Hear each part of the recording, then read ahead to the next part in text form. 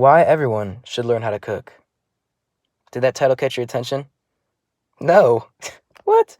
Alright, well maybe these 5 names will. Gordon Ramsay, Walter White, Stephen Curry, Stephen Curry's wife, and Paula Deen.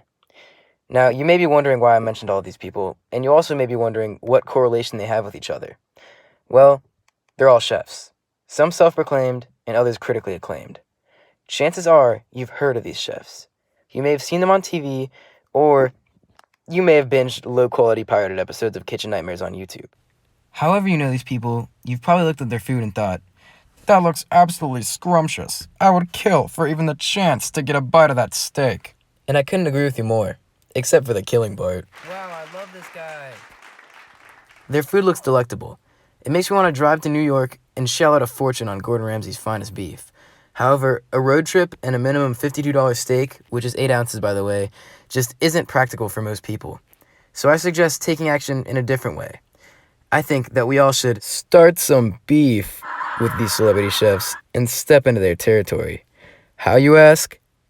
By learning how to cook. Now, I know what you may be thinking. Probably something a little like this, right? Haha, nah man. I actually just don't care that much. I'm fine with what I've been eating. I don't actually watch the cooking channel that much either. To be honest, fine dining has always just been a fantasy. Kind of like having a dream house. Yeah, I want it, but I know it's too far out of reach to obtain. And you're right. Fine dining is excessive. I may have gotten a little bit carried away.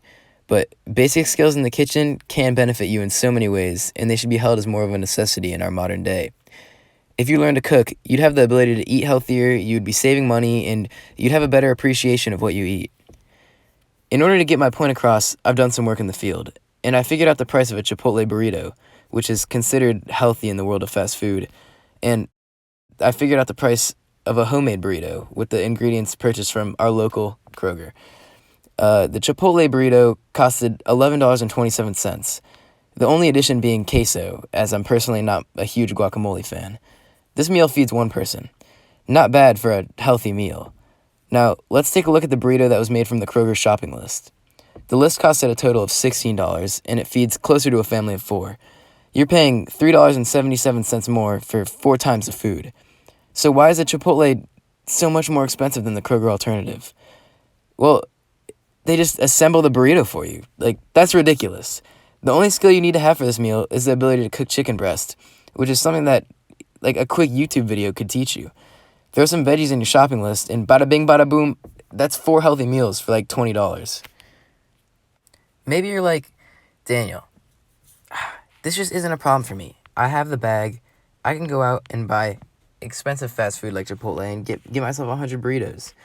Well, if money alone isn't enough to convince you, maybe having a greater understanding of everything that you put in your body will. When you cook, you have control of every ingredient that goes into your meals. This achieves 2 things. The first thing is that you'll begin to notice and appreciate all of the flavors that you put into the food. For example, if you buy a taco from Taco Bell, you probably won't know all of the seasonings and small flavors that they add into the food. You'll just think, this is a taco. Where if you make your own taco from scratch, you'll begin to appreciate every spice that goes into the meal and creates the complete taco experience.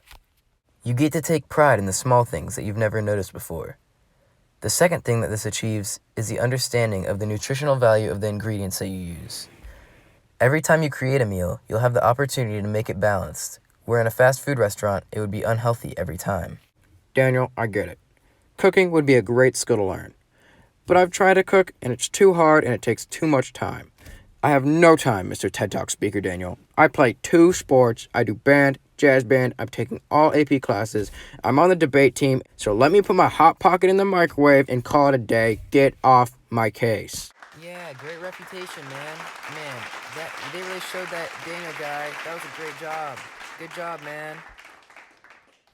And you know what, random audience member? I agree. It is hard to be a high school student with an active lifestyle outside of school. But you know what's harder? Being a poor college student with an active lifestyle outside of school. If you don't learn how to save money through your food now, then you'll lose money through food in your future. So make some time in your day, even if it's just once a week on a Saturday, and learn how to provide for yourself. And learn how to appreciate food. Thank you, Roanoke, for having me. I'll be seeing you later.